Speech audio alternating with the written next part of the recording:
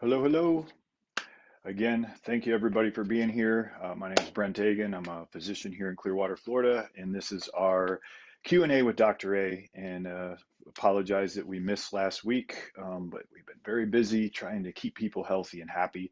Um, Today's episode is on sleep and brain health, and so it's kind of interesting because uh, when we consider our brains, and how important they are, we realize just how much we don't pay attention to our brains. And so I'm going to start a little bit with just about brain health and the importance of our brains and some things that we should really focus our attention on, and then obviously talk a little bit about how sleep influences our brain and our brain health, particularly, and kind of wrap things around why we should really pay attention to our sleep.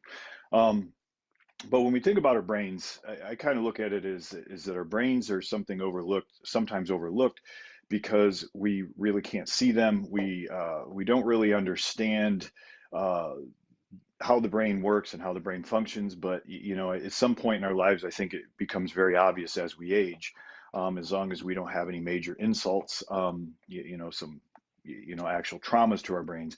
But for the most part, we go through our early stages of life, and we don't really think about too much about what our brains are doing. And truthfully, we can do a lot of things wrong as we age, that can affect our brain health. And what I mean by that is that when we're younger, we kind of feel we have this feeling of immortality. We're just happy. Our brains are youthful.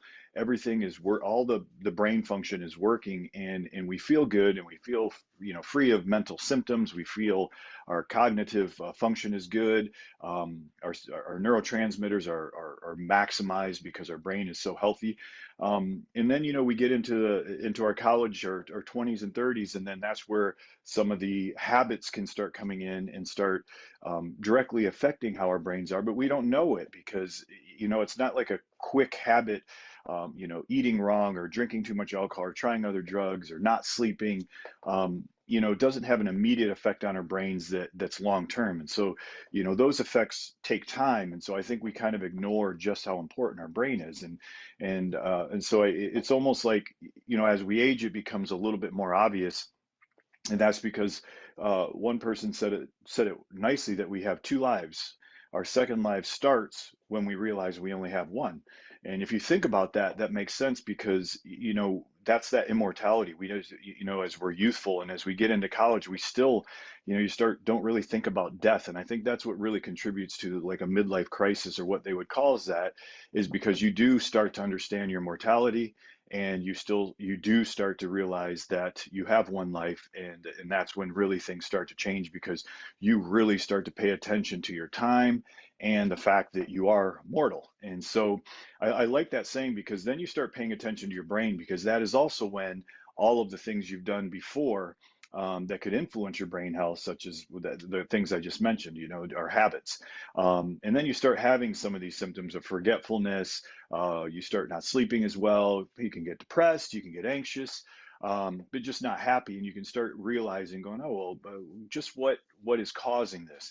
And then it becomes very, very obvious that the brain is a big part of this. And so, we're going to talk a little bit about why the brain is so important, but and then, obviously how sleep influences it. So, the conversation about our brains is that it is the command center. We know that the brain is what basically sends signals to every component of our body. It's what runs our whole body. Without the brain, our bodies won't function. That is what is as a command center. And um, so when we look at our brains and the different things that can happen to them, then it can make a lot more sense of what we need to do to have good brain health. And so, our brains are really coordinated through signaling in our nerves, but also the signaling throughout the rest of our body. And it really everything kind of starts with our hypothalamus. It's a little tiny, probably size of maybe an almond in our brain. And then that hypothalamus, that little gland, will also work with our pituitary gland, and then that sends signals to either our ovaries or testicles, and that's called the hypothalamic pituitary gonadal axis.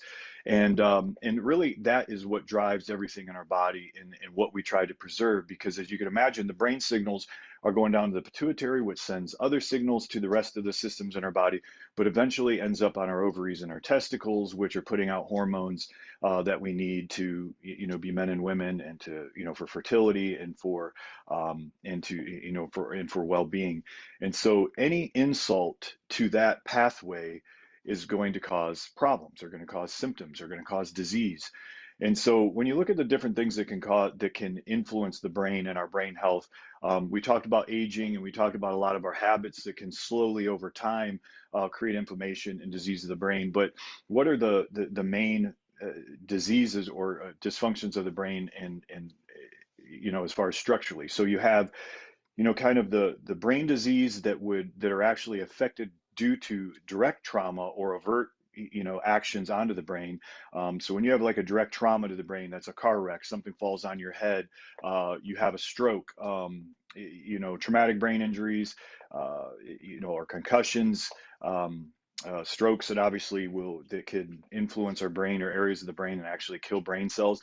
So those are structural causes of disease or disorders of our brain that, of course, can cause dysfunction. Because just imagine how important those signals are, and how just a little bit of signaling not being as normal, or not being balanced, can create symptoms. And then you realize how susceptible we are to just little insults on our brains, and how it can affect, our overall well-being.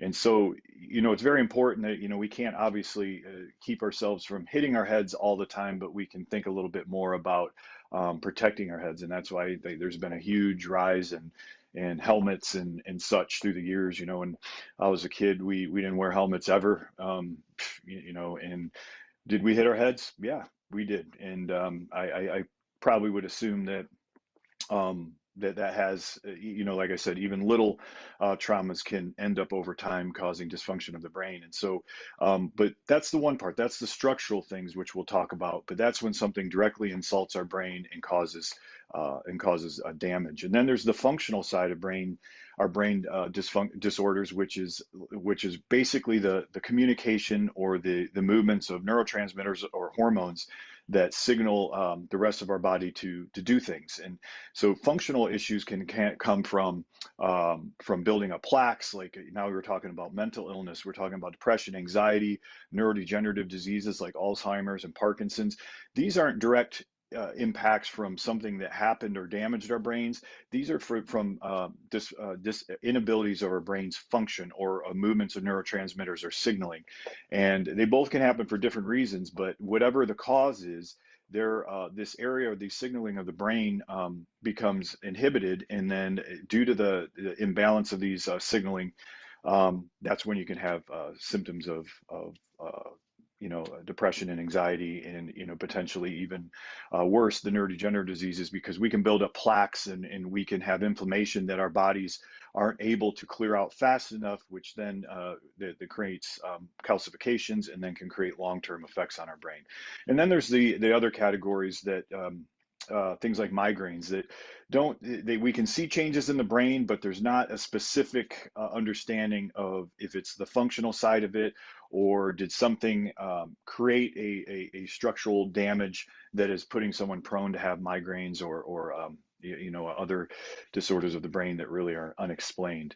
But when you kind of look at that, you can kind of see that you can damage it, you can create change in the function or the signaling of the brain, or you can just have some other diseases which really are inflammatory in nature, and just kind of categorized together. But overall, when we're looking at why we want healthy brains, it's really because that command center has to take you all the way through your life, right? So if you have good brain health and great signaling, and you have physically you're doing well, then you want that brain health and physical health to match, because ultimately what we're talking about, and why it's important to have healthy brains, is because we want to have a good health span, not a lifespan. People talk about they want to live as long as they can, but that's really not the important part of our lives. It's about how healthy we are for as long as we can, as long as can be. We don't want to have to be someone that their brain function has deteriorated so much that their physical bodies are obviously still living, but mentally they've disconnected.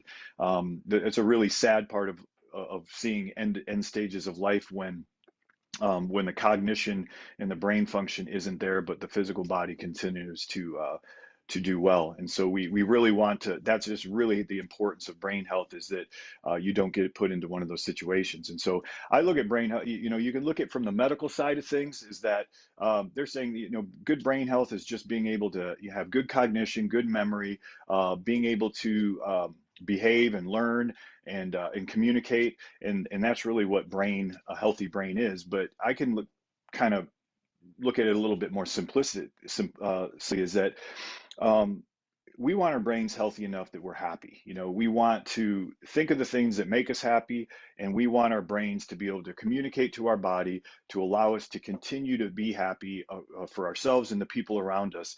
And that's really how you can look at it. We want to really focus on doing everything we can to just be able to have that health span. So have our brains be healthy, be able to do all the things that make us happy now as long as we can, and then we'd like to just cut it off at that point.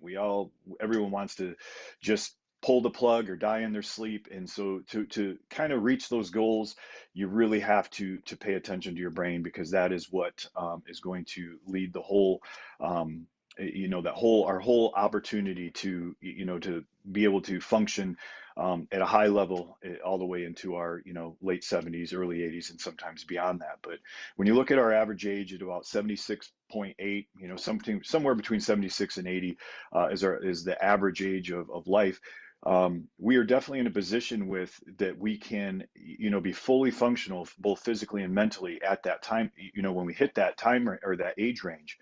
So if you think about that, we want brain health to keep us doing the things that make us happy. So that means, being, having our physical abilities, being able to, travel, be able to have sex, be able to, enjoy friends and family and have experiences that make us happy. So you can imagine you have to be able to communicate, you have to have a memory, you have to have a good physical body with a good heart, because you're trying to stay free of disease and be able to enjoy life as long as we can.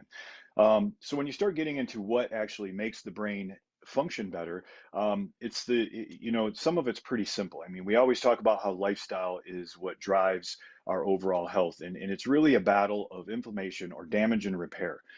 So if you can manage inflammation and you can manage damage and you win that battle of damage and repair, you're usually doing pretty well. And so in today's society right now, we're really having it's really a battle against stress. And stress is the number one promoter of inflammation in our body, and that's both mentally and physically. And like I said, a lot of times we don't pay attention to what's going on in our brains because we can't see it. Everyone kind of focuses on our bodies because that is kind of that outward expression of what people see. And you can see if your body's not well. You can see it, if something's not functioning, if you don't have muscle mass, if you have too much adipose tissue or fat tissue, if your knee's hurting and you can't walk. I mean, these are things that you physically see and you pay attention to it right away. It's when someone has something that slows down their physical abilities, they jump on it right away and you want to get it fixed. But the brain just slowly is going to start showing you that it's not functioning well. And it's by that time people just think they're aging. And that is when the areas of the brain, whether it's stress and inflammation, the area of the brains that can actually key you into the fact that things are not as good as they are the direct ones. There are the areas of the brain that are directly damaged by the stress and inflammation and make it almost impossible for you to even understand what's happening. And so, knowing that, we have a much better understanding now of those areas of the brain and things that we can do to try to trigger those areas of the brains to help us again be able to be able to control our behaviors. And so when we talked about that hypothalamus is that key part of the brain that really communicates or is the main part of that command center, and that's the part that helps us change behaviors, influences emotions and behaviors, our temperature control, and again, sending the signals down to all the other glands and systems in our body to make them function right. And so, and then you have the pituitary, which is also a huge, important gland of the brain that is a direct function of the hypothalamus, and just a whole communication pathway. And so both of these can be just small influences. Like we said, traumatic brain injuries, concussions can cause disruption, just little jolts of the blood flow or the signaling to these areas of the brain can cause the brain to be imbalanced and start sending signals in a wrong fashion, which then lead to symptoms, which then, if not corrected, can lead to this spiraling of our vicious cycle of downward health. So, very important that we understand the importance of this communication system and be very hyper focused on keeping the brain healthy. So, understanding that it is what is going to create our whole opportunity for better living, we have to talk about what we can do to maintain our brain health.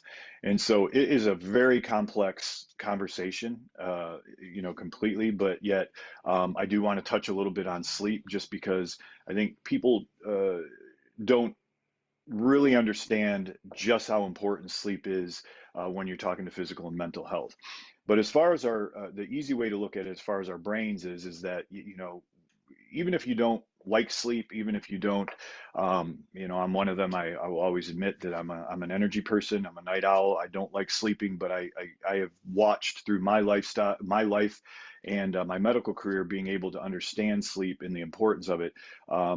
Directly seeing what lack of sleep does to a person, because it's happened to me. And I was in my early to late 30s. I was one that didn't sleep much. I was obviously I went through residency and have been one that has tried to get through life with the minimal amount of sleep. I still try to, but at least I'm a little bit more scientific about it. But I watched how really not having a good sleep cycle, poor sleep hygiene, really running my body aggressively. I ended up hitting a wall and had to make some adjustments because I could see through my blood work that that communication that I was talking about, that hypothalamus to pituitary to the gonads, was disrupted, and as I basically started to not feel well. I was having energy issues, mood issues, and I was able to step back and self-correct, before I hit 40. Um, so that was me seeing it firsthand, but obviously I knew that all along, how important sleep was. Like I said, during those stages, I think we just really don't see or feel anything, and we think we're immortal, and we just don't pay attention to the exact things we need to do for our brains. But now knowing that, obviously I've made a ton of adjustments in my lifestyle to support the brain, and as I said, now I'm at an age where it is very clear just how important this is. And so, sleep was something that took a while for me to get a handle on, just because I didn't want to do it, and it was my the way society is set up, it's not set up for people that function really well at nighttime. And so, I had to really push myself to try to get into a sleep cycle that I could regulate.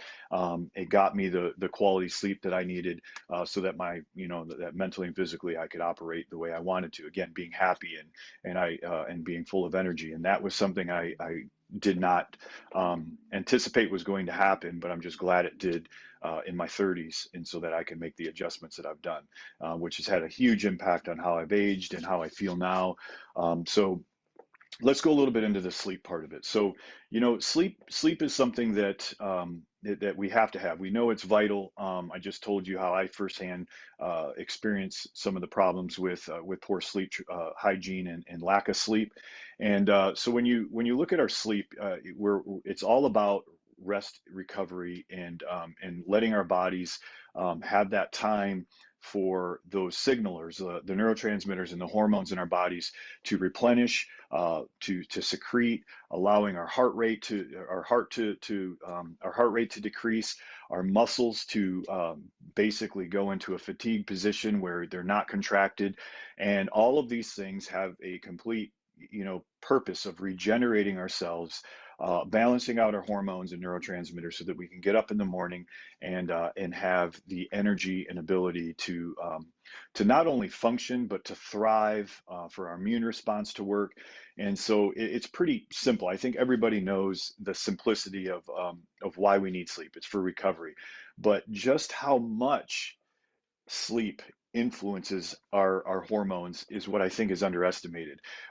Aging or advanced aging, for those people that tend to be more sickly or have more chronic conditions, you can imagine that there's probably some association with sleep because everything that we do in our lives, medicines, the foods we eat, our activity levels, all influence this sleep cycle or the circadian rhythm, and all influence the signalers that our hypothalamus is trying to manage. And so, if you're not sleeping and you're not doing the right things for to help your brain, the hypothalamus is going to start sending signals very erratically. And so that is why we have to get into the right stages of sleep, and we have to have good sleep quality because we want those signals to be maximized so that that's what's going to drive our health and happiness. And so our sleep is broken down into what people either say 4 or 5 sleep cycles, but you have rapid eye movement and non-rapid eye movement, which is non-REM and REM. And these are like 90-minute cycles that happen throughout the night. Our cycles, tend to shorten a little bit as we age, but it's really more of the type of the stages of sleep that we have as we age that are really more influenced. So you have 4 stages of non-REM, and then you have one stage of REM. And so non-REM has 4 stages. And basically it's just the stages of sleep as you get from just falling asleep and light sleep down into your stages 3 and 4, which would be your deep sleep, and then you get into rapid eye movement or REM sleep, is where you're dreaming, but it's also a very important stage of sleep. But your first stages are the especially 3 and 4, is your what's called slow wave sleep or deep sleep, and that is when we get our most recovery. And that's the part that a lot of people do not even get into when they're sleeping. You won't know it unless you're paying attention to your sleep cycles. There are devices we'll talk about at the end that can track your sleep cycles. But basically, that's deep sleep is where you need to get in because that is where our body really is recovering. And then also REM. And so even though we're in rapid eye movement, people think when you're dreaming, you're probably not in quality sleep. There are some important things that happen during even during rapid eye movement. For instance, you might be dreaming, but yet that is when your heart rate might go up and your heart rate might have some variability, but your skeletal muscles actually are at a really relaxed state. And this is important because, your muscles do have to take a break. I mean, when we're up on our feet and our bodies are functioning, they do need that recovery. And so you are getting some benefits even in your REM, even though that you might be dreaming. And, if you get caught in an in-between cycle, you might find yourself in one of those dreams where you want to run because you think you need to run, but your body won't move and you're kind of in that in-between. Very interesting dreams. I'm sure we've all been in those. They're kind of fun when you wake up and realize that you didn't die and you really, even though you couldn't run, but it's an interesting, when you have a dream in that non-REM cycle or in between the 2 cycles. But so and so when you're looking at your 90-minute sleep cycle and you're breaking it up into time, you're at about 50% of the time you're in light sleep, and that's going to be in like the first 2 stages of your non-REM, and then the other 50% need to be in REM and deep sleep. So it's basically 20 to 25% of REM, 20 to 25% of deep, and the rest of it's going to be in light sleep. And so, that's the goals. And when you wake up feeling amazing in the morning, chances are you drop down into that deep sleep. You had some good, dream time, and that's called efficient sleep cycle. So, my goal is to maximize my deep sleep and my REM in the shortest period of time because I don't like to sleep. So I track my sleep because I'm trying to see how I can get the most out of my sleep, feel the most rested with the shortest amount of sleep cycles. And so, we usually go through 5 to 7 sleep cycles a night, 90 minutes each cycle. So that's something, it's kind of a project because it is that important. So I track my sleep and I try to do the things necessary to make to reach those sleep goals. So again, you just remember that sleep's that important just because of the nature of what our brains need and they require it. So you have to pay attention because I'd say at least I think the stats are 50% of people have some form of sleep disturbance, but melatonin's I think the number fourth purchased supplement out there, and just so you kind of understand a little bit about supplementation and things that affect sleep, we're going to get into to that right before we finish, but it is important to focus on your sleep and figuring out ways you should make it a priority to start paying attention to your sleep cycles because with hormone decline and neurotransmitter decline, you are setting yourself up for disease. It's 100%. If you are not getting good sleep, and you feel good now, it's a matter of time before you won't feel good. And it could be just and it creeps up on you. And that's the thing that sucks about our brains, is that as you're not sleeping, the symptoms and the things that are going to happen internally to whether it's the hormone production or neurotransmitters, you're going to start to have things change. You're either going to start gaining weight, you're going to start losing muscle mass, your mood's going to change, your sexual function is going to change. Things will start changing, and you're either going to think that they're related to just normal aging, or you're going to try to put your finger on a bunch of different things to find out what's causing it. And you may even end up at your doctor's office saying, hey, I'm having these issues, my energy's down, or I'm just not feeling as happy as I was, or, hey, I can't perform in the bedroom. And what's going to happen is that they're going to say, oh, I got a solution for that. And they're going to probably jump to prescribing you medicine, whether it's an antidepressant. If you can't sleep, they're going to be so quick to just to offer you a sleep aid. Or if you're having issues in the bedroom, they're going to probably try to give you some pills for that. But you got to understand that pharmaceuticals are band-aids in their last resort. So as soon as you're having a symptom, you got to start looking back at your lifestyle. So sleep is going to be a very important one because so many people go to their doctors with sleep issues. So it doesn't matter if you need a sleep aid at the beginning, or you're taking various supplements. You just have to focus on your sleep and getting good sleep. But then backtracking on that is you got to take a look at what you're doing for your sleep. Remember how important getting into that REM and deep stages of sleep means that you have to be doing the right things to get good sleep. And that's where it's going to be the most important thing you could possibly take from this conversation is sleep hygiene. And this is something that is free. It is just something you just have to evaluate. And the only thing that might have a cost to it is you getting some sort of a device that will help you track your sleep. I use an Oura ring. It's OURA. It's a ring. I like wearing the ring just because I don't like having anything tight, when I sleep. And so I don't want to wear a watch. So the ring is probably the best option. I don't even like wearing that, but to track sleep, I have to. And so it works really well. You can wear it throughout the day too. It tracks just like a Fitbit or an Apple Watch. But it seems to work really well for really analyzing and finding your sleep. For instance, I have friends that have gotten the Oura ring and patients that tell me that as soon as they put it on at the beginning, they're at zero minutes of deep sleep or 6 minutes of deep sleep. These are the type of sleep cycles people are having and wondering why they might have either depression or anxiety or pain or inflammation, because that's how important it is. And so that is one investment that's worth it, is having something that can help track your sleep cycles. But the rest of sleep hygiene is free, and you can look up online and find all sorts of different references to sleep hygiene. But basically, it is, what are you doing to prepare yourself to have the best night of sleep? What is the time frame? What are your activities before it? What are the things that you're doing to support it? And then how long you plan on being in bed and forth. So if it's that important, these are the types of things you got to be thinking about as you're going through your day. I tell people, not like example of sleep hygiene tips are, not having any caffeine, even if you're someone that can drink a cup of coffee and go right to bed and fall asleep, that doesn't mean that that's a good thing. And chances are you really should be looking at your sleep cycles, because there's a good chance that you're not only not getting that there's a very good chance that you're not getting into deep sleep because you have a caffeinated or a stimulant that you're taking and still falling asleep. So chances are your heart rate's going to be up, your body temperature is going to be up.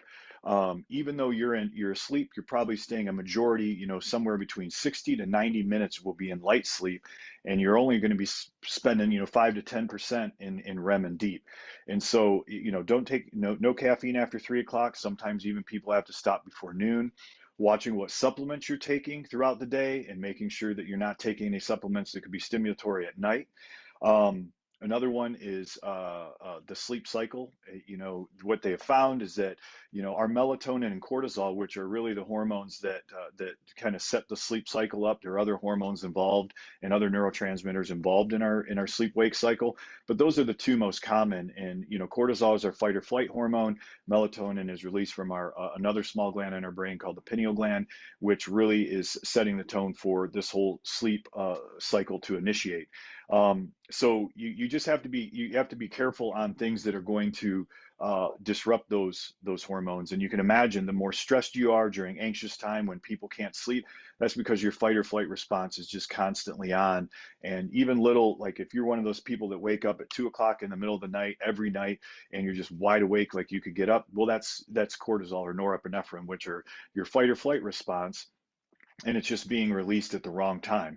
Another one would be if someone pounded on your window in the middle of the night, well, or a thunderstorm that puts a real loud thunder, and just all of a sudden your heart rate's going, going, going, going. Sometimes people can't get back to sleep from that because they're already in their fight or flight, and you forget about it. So those things happen, but for the most part, you are trying to maximize that sleep wake cycle and in the cortisol and melatonin, which are driven by light, and that's what our hypothalamus has been set to do. And that's how our sleep wake cycles were all started, was off of the moon and the sunrise and sunset. And so when you understand that, the sleep cycles that I like to tell people to shoot for are going to bed between 10 and midnight and getting up between 6 and 8 in the morning. You want to shoot for something realistic. People that are saying that they need 9, 10 hours of sleep, that just isn't normal. And I think that if people worked their sleep cycle to be more between 6 and 8 hours, especially as we age, you're going to find that you probably have more energy than you did sleeping 9 to 10 hours. And so when you get that sleep cycle set, for instance, for me, I try to go to bed between 11 and midnight and get up around 6 in the morning. I try to be as efficient as I can on that 6 to 7 hours. But for others, they might be shooting more for 8, and that's fine. So again, so it's stopping certain caffeinated beverages, watching your supplements, getting a good sleep cycle, so getting to bed and getting up, and you want to keep that as close to those times as possible, so you can create this rhythm to where you might not even need an alarm clock. Other things to consider is what you're doing before. If you're not getting good restful sleep, you need to start slowing down your body at nighttime and really paying attention to the fact that you don't want to be stimulated right before you go to bed. And this is the concept that, in a bedroom where your bed is, the experts will say, do not do anything in the bedroom other than sex and sleep. You shouldn't be watching TV. You shouldn't be reading books.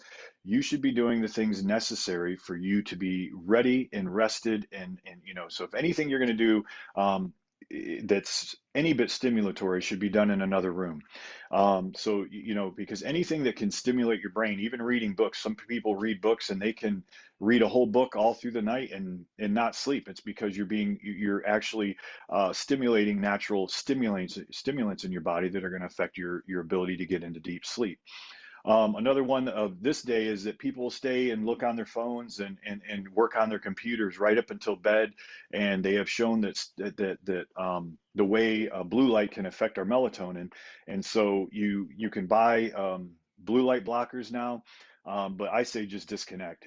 Wearing blue light blockers is great. You can use those even up to an hour before bed, but at least 30 minutes before bed, you should be disconnected. You should have gone through all your considerations. If you've had any problems, they're over. Don't let problems that you had during the day continue. It's already over. You can't change it. All you can do is think about what you're gonna do differently the next day. So just, you don't want to take any baggage. You just want to get relaxed and get ready for bed. Sometimes people will take hot showers, but again, hot showers can be stimulatory. But you can do meditation, you can do yoga, you can do some light stretches. But this is the little project that you have to get the best sleep that you can possibly get. And so that's really what it is you're taking on a project to see how you can get your 20 to 25% of deep and 25 to 25% of your REM, and you just track it and make different changes. A lot of these apps allow you to take notes, but you can figure out exactly what you do in your evening to equate to the best sleep. One thing that's very common as far as people that come see me is drugs. They'll talk about alcohol use, and there are so many people that self-medicate because they can't sleep with alcohol. And without a doubt, and I'm sure you guys can all realize that alcohol is not a solution for sleep. It can knock you into sleep where you feel like you're sleeping, but the problem is just by the nature of how alcohol is similar to GABA, and what it does is it can put you into this like false sleep where you get, boom, you're out like a light. But then what happens is that alcohol's similar to GABA and can actually convert into causing GABA to convert into glutamate. And glutamate is an excitatory neurotransmitter that actually is part of the reason why when we drink, we don't get into our deep stages of sleep. We actually, drinking puts you to sleep, but keeps you in that light stages of sleep and just doesn't effectively get you into your recovery. And so, I tell people, for the most part, you should stop drinking and eating anything at least an hour before bed. Sometimes even shooting for 2 hours before bed. That's going to reduce your chances of heartburn. That's going to reduce your chances of having alcohol before bed, and also reduce your chances of getting up at night to urinate. So again, you got to be, if you're expecting your body to function at a high level, you have to be a scientist as far as managing your habits. And so, sex is fine before bed. You'd think that it would be bad, but even though, because it could increase your heart rate, obviously it can be an exciting time for people. But the hormones that are released after sex can actually help with sleep. And so that's why you can, if you're going to do any activity, that's the one that you can do before bed, and get away with it. But otherwise, the activity could be almost a stress on the body that could keep you up. So that's why we say don't exercise right before bed, even sometimes the hot showers. Um, so that's a little bit about sleep in the brain, and it's so necessary. So if you guys are having problems sleeping, it's going to be starting with sleep hygiene. Again, that's free. That's just you figuring out what you do to prepare yourself for the best sleep you can possibly get, because of you now knowing how important it is for overall well-being. And so if you've gone through sleep hygiene and you're still having issues, remember this is going to take a little bit of time. It most often does not.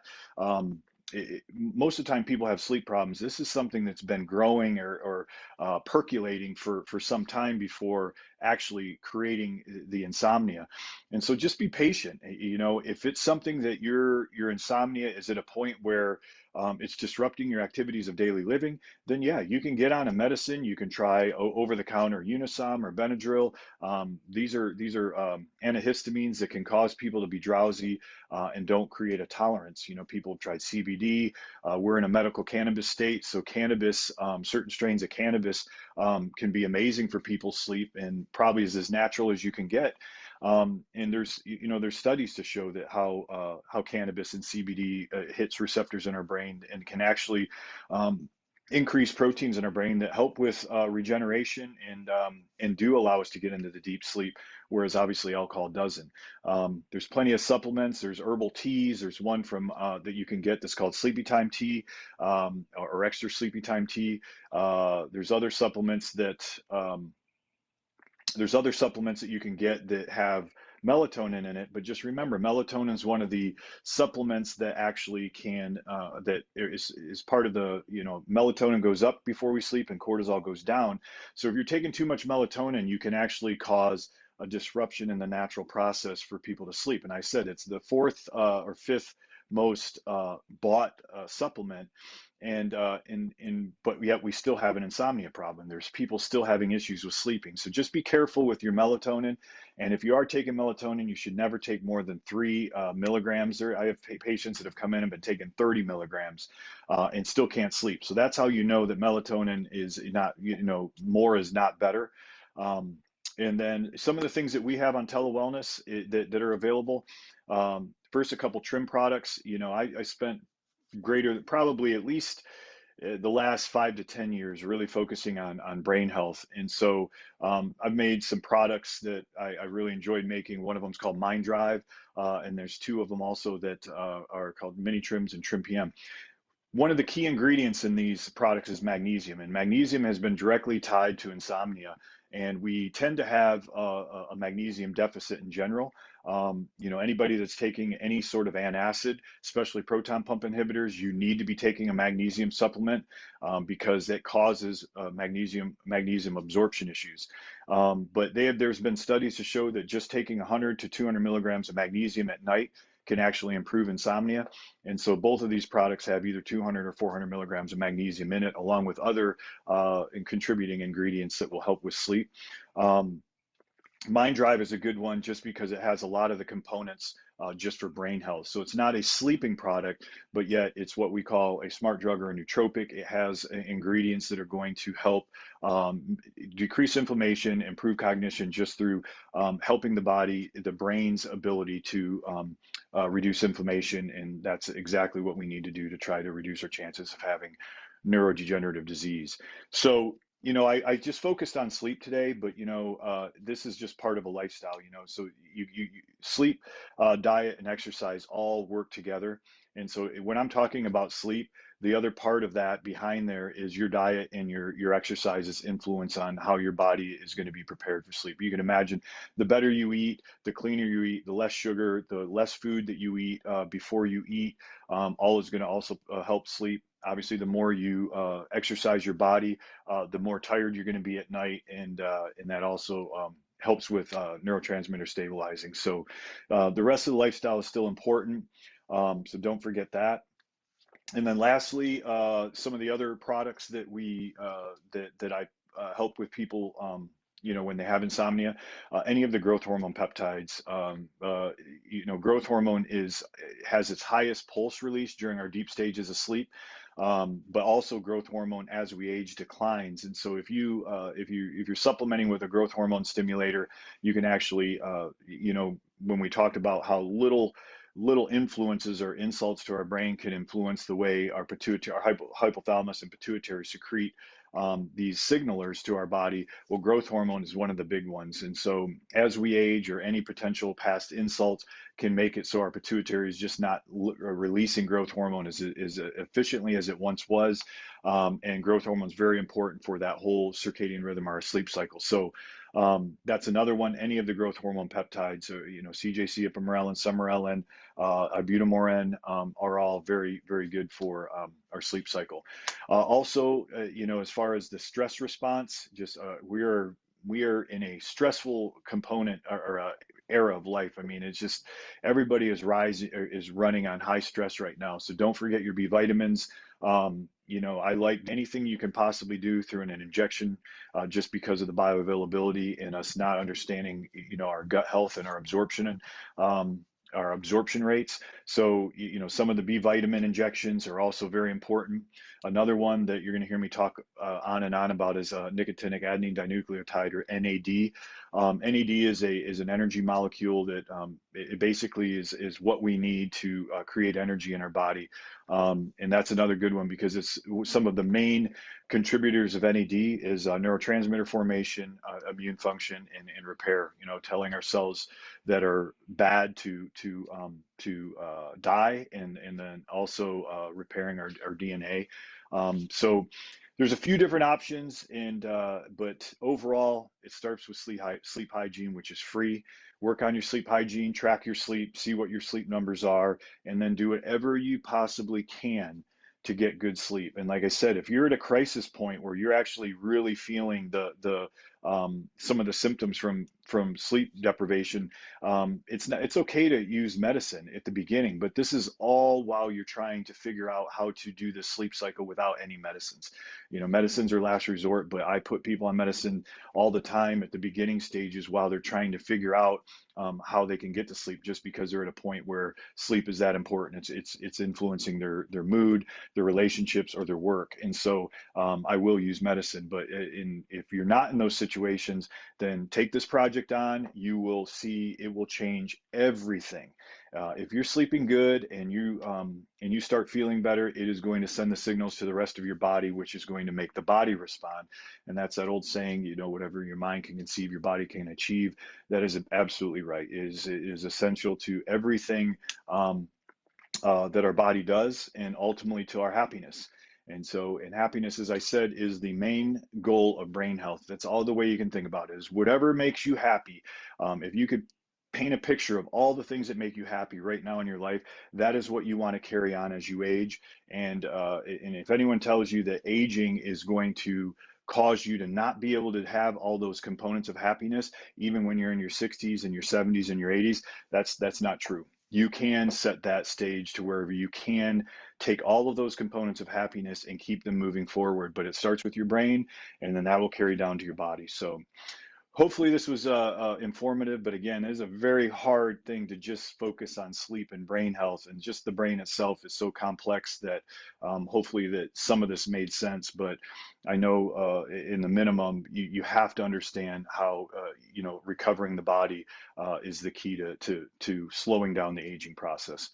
So go work on your sleep, and we will look forward to seeing you guys on the next Q&A. I'm not sure of the subject, but I'm hoping it'll be a good one. So everyone have a great day and a great week and a great weekend. Thank you.